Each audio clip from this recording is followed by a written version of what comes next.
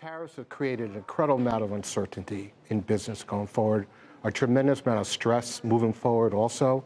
I mean, this list 4 just came out.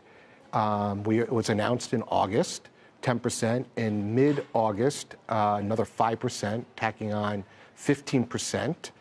We have goods constantly on the water.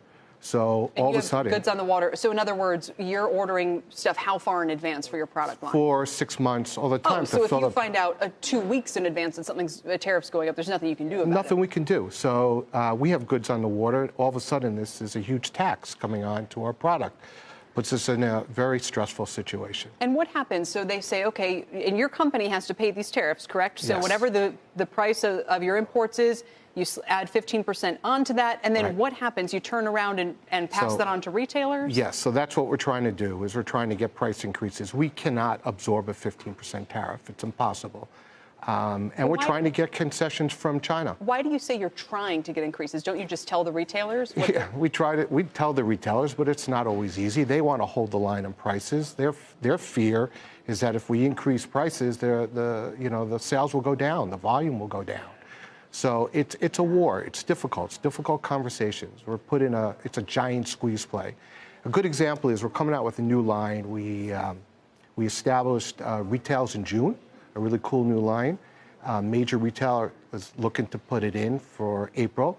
The retails are already set, and we're ready to go. And now we have a 15% price increase. So we have to either increase the cost of the goods, increase the retails, or cut our marketing expense. Do you have the option of making this stuff or importing it from any country other than China?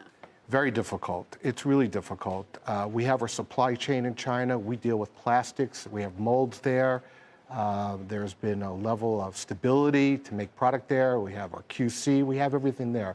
It's extremely difficult. We do make some product here in the United States when it doesn't have a lot of assembly, but we can't find factories here. Do you support what the president's trying to do when it comes to, the cracking down on IP theft with China and some of the other misbehaviors, and saying, look, over the years, there's been theft out of this country of industries that need to be here? I mean, are those things are those goals you think that you are behind or not? I think this needs to be thought out. I think this erratic, quick decisions it's going to hurt U.S. business. So I don't want to comment if the tariffs are right or wrong, but doing it so quickly, as of August, goods in September, gives us no time to react. And that's just going to hurt American business. We innovate here and we globally source. It's been a model that has worked for decades. How many employees do you have? 500. And are any of those jobs or wages at risk? If we can't get our price increases and get a level of decreases from China, we're going to have to make some tough decisions. But we're hoping that we're going to be able to deal with this. So the way this is right now, and I didn't realize this prior to this discussion, it all comes down to what the retailer who's putting your product on the shelf does. If they're pushing back to you and saying, no, we're not taking your price, that means your company has to eat it. Basically, or we go to China, and there's a decrease in the currency, but that's only a couple of points. So there is definitely a cost. We can't absorb 15%. There are some items that are 30% too. I mean, there's no way of absorbing that. We base our business on these margins. All right.